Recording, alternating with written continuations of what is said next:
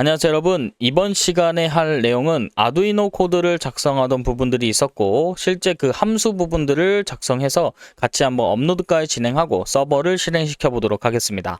저번 시간까지 작성하던 아두이노 코드로 넘어왔고요. 실제 값을 좀 더 자세히 살펴보도록 하겠습니다. 자, 이 부분에서 아두이노 코드가 나오게 되고요. 이제 추가된 IoT 서버와 연결하기 위한 통신 함수들을 정의된 부분들이 있습니다. 처음에는 서버로부터 데이터를 전송하는 함수이고요. 엔드포인트 값은 포스트로 되어 있는 형태로 /API /sensor /data입니다. 자, 여기에 해당하는 부분은 HTTP 클라이언트에 HTTP라고 정의를 해서 여기서 비긴을 사용해서 서버에 대한 URL 값을 가지고 오게 됩니다. 자, 그 다음에 해당하는 헤더 값은 우리가 제이슨으로 받을 거기 때문에 제이슨 형태로 정의를 해주면 되고요.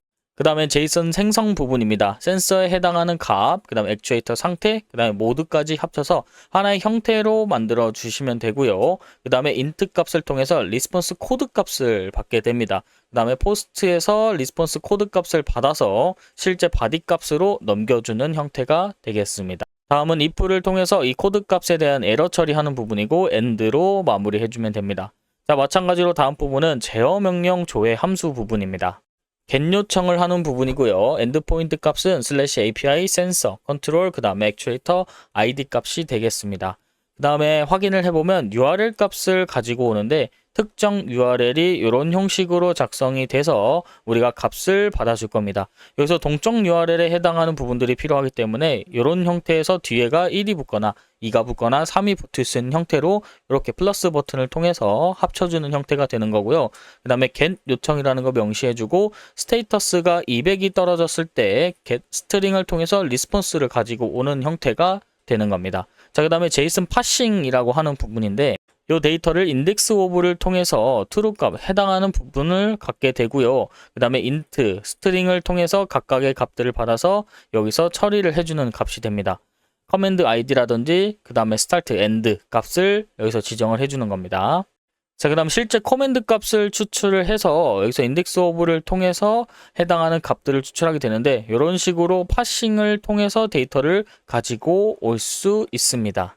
다음 부분은 출력을 하는 프린트 부분이고요. 그 다음 명령을 실행시키는 마지막 부분과 여기선 에러 처리하는 부분, 그 다음에 HTTP end 값으로 마무리해주고 다음 함수는 명령 실행 함수입니다.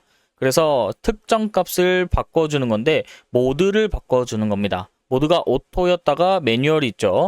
이 두 가지 형태로 바뀌게 될 거고 자동 모드로 변경 시에는 블링크의 제어 상태를 초기화해주고 그 다음에 매뉴얼 형태일 때는 우리가 수동으로 되는 형태이지 않습니까?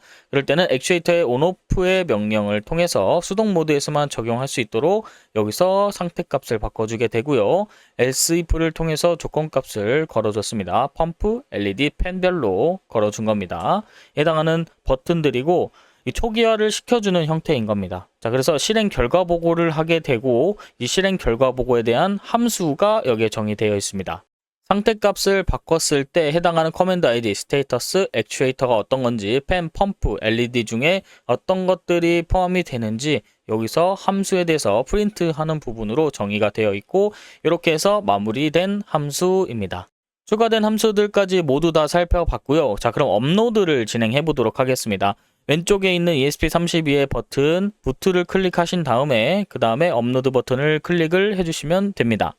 자, 그러면 업로드가 다 완료되었을까요? 업로드가 다 완료된 상태라면 이제 실제 데이터 값이 잘 들어오는지 확인을 해봐야겠죠. 자, 그러면 우리가 IoT 서버와 연결을 했으니까 이 IoT 서버를 통해서 같이 한번 실행을 진행해 보도록 하겠습니다. VS 코드로 넘어왔고요. VS 코드에서 IoT 서버를 실행시켜 주도록 하겠습니다. 자, 첫 번째 실행시킬 것은 백엔드에 대한 부분이고요. 백엔드 폴더로 이동해 보도록 하겠습니다. npm run dev를 통해서 백엔드 서버를 실행시켜 주고 자, 백엔드가 데이터베이스까지 잘 연결됐죠. 자, 그 다음에는 IoT 서버를 연결해 보도록 하겠습니다. 이렇게 해서 npm run dev를 실행시켜 보도록 하겠습니다. 자, 실행을 시키면은 이런 식으로 데이터베이스까지 연결됐고 백엔드까지 정상적으로 연결이 됐습니다. 자, 그 다음에 여러분들의 키트에 연결되어 있는 데이터를 확인을 해보시면 되고 실제 센서에 해당하는 값들이 이렇게 나오게 됩니다. 센서 1, 밸류, 그 다음에 어떤 센서가 브로드가 완료됐는지 이렇게 나오게 되고요. 특정 센서에 대한 부분에서는 데이터베이스에 명시가 되어 있기 때문에 데이터베이스를 같이 한번 보도록 하겠습니다. 데이터베이스를 확인해 보면 센서 데이터라고 하는 테이블이 있습니다. 이 테이블 안에 데이터가 저장되는 걸 확인해 볼 거고, 여기서 새로 고침을 눌러보면 실제 데이터가 지금 저장되는 대로 바로 들어오고 있는 걸 확인할 수 있습니다. 자, 이런 식으로 해서 아두이노와 우리가 연결을 해 봤고요. 와이파이를 통해서 실제 데이터를 전송까지 해 봤습니다. 자, 그 다음에 이 OLED에 대한 모드에 대한 액추에이터 상태값을 표시할 수 있었고, 여러분이 상태 표시값을 변경해 보셔도 좋습니다. 그 다음에 자동 모드와 수동 모드를 전환하고 정상적으로 데이터가 들어오는 것까지 확인했습니다. 자, 그리고 추가적으로 우리가 간단하게 펜 하나만 동작시켜 보도록 하겠습니다. 우리가 키트를 확인해 보시면 여러분들이 스마트팜 우측에 매뉴얼 또는 하나에 오토라고 정해져 있을 겁니다.